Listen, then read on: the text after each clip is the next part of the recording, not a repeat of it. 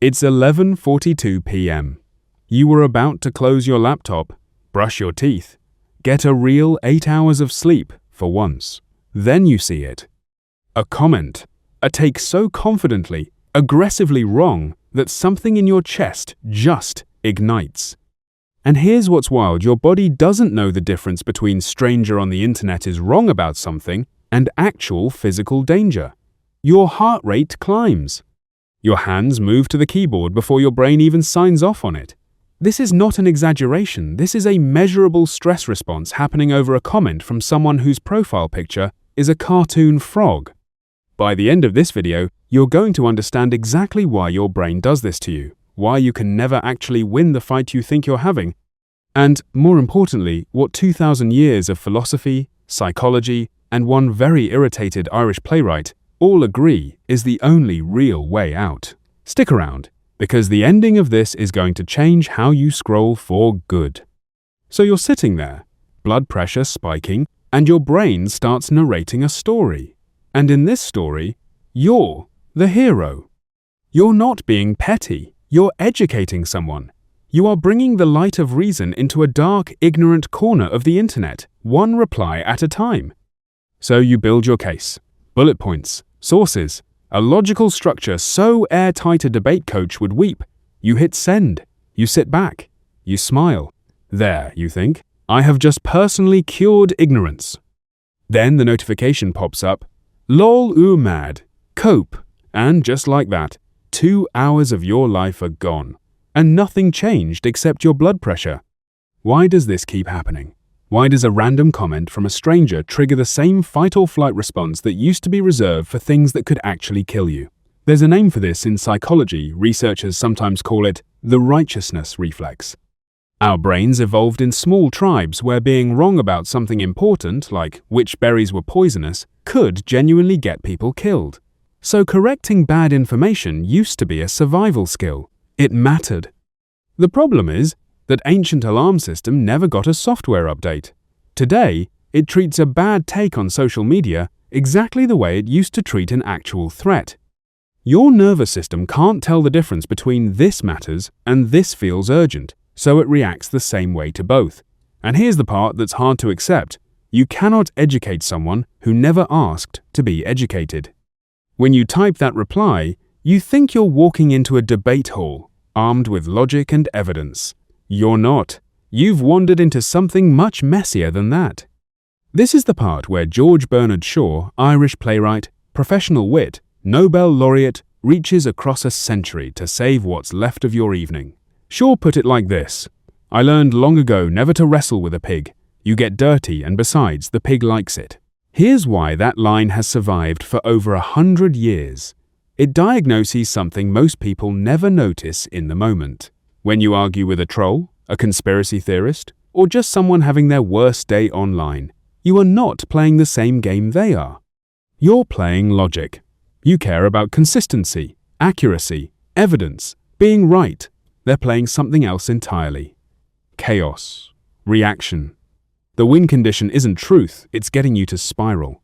There's actually a name for the math behind this too. It's sometimes called Brandolini's Law, or the bullshit asymmetry principle. The basic idea, the amount of effort it takes to refute nonsense is wildly disproportionately larger than the effort it took to create it. Think about that for a second.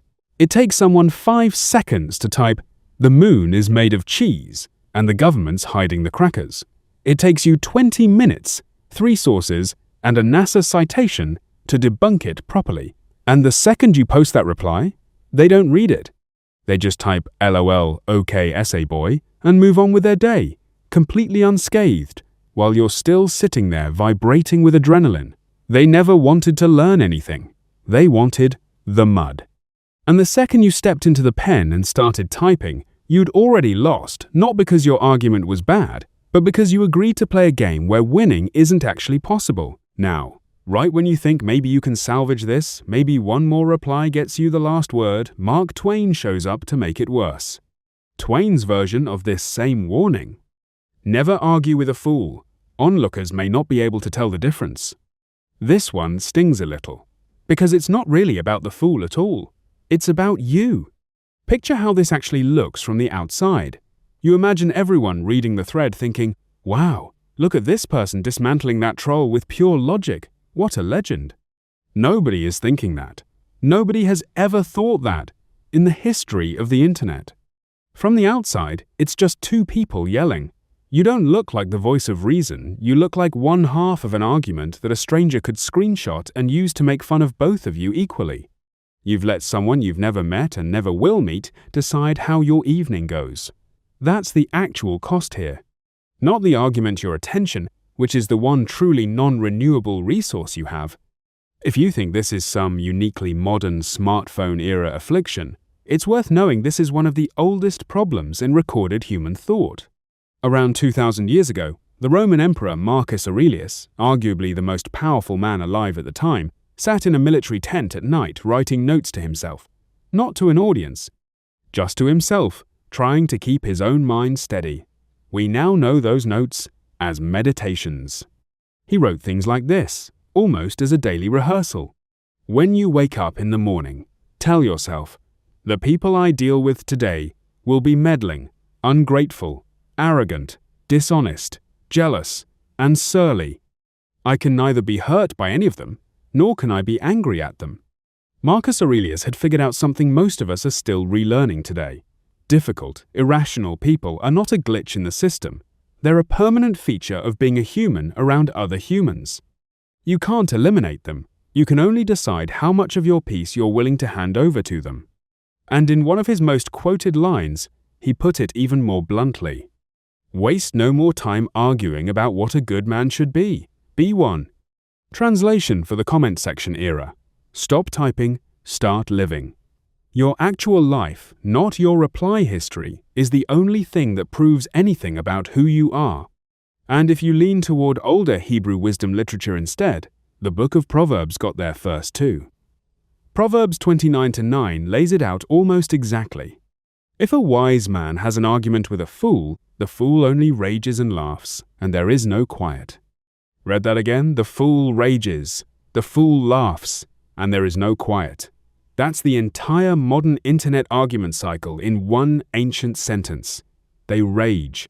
They mock your frustration.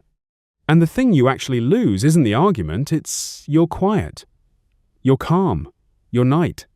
Let's get concrete for a second, because this isn't just a vibes problem. Every time you go a few rounds with someone whose entire goal is to provoke you, here's the real ledger.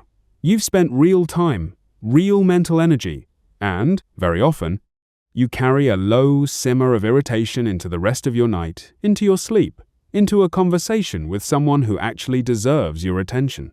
Meanwhile, the other person felt nothing. They weren't invested in the outcome. They were invested in your reaction. And they got it. You cannot logic your way out of a position someone didn't use logic to get into. That's not pessimism, that's just an accurate read of what's actually happening in that exchange. So here's the actual move. Not, never engage with anyone ever again, that's not realistic and it's not the point. The point is recognizing, in the moment, which kind of conversation you're actually in. Is this someone genuinely curious? Asking a real question in good faith? Engage. That's a completely different interaction, and it's worth your time. Is this someone who just wants a reaction? Then the win is not the perfect comeback. The win is closing the tab with your blood pressure exactly where it was 5 minutes ago. Next time you feel that familiar surge, that 11:42 p.m., vein flooding, must respond immediately feeling, try this instead. Pause. Take one slow breath. Picture George Bernard Shaw standing behind you, mildly disappointed, about to say, I told you so. Look at the comment, smile, and just think, enjoy the mud, buddy. Then close the tab, walk away clean, and leave the pig to enjoy the mud all by itself alone, exactly where it wanted you a minute ago, except now you're not there. If this helped you put a name to something you already do every single week, that's the whole point of this channel, taking old wisdom and modern psychology and making it actually useful for your real life, not just something you nod along to and forget in 10 minutes.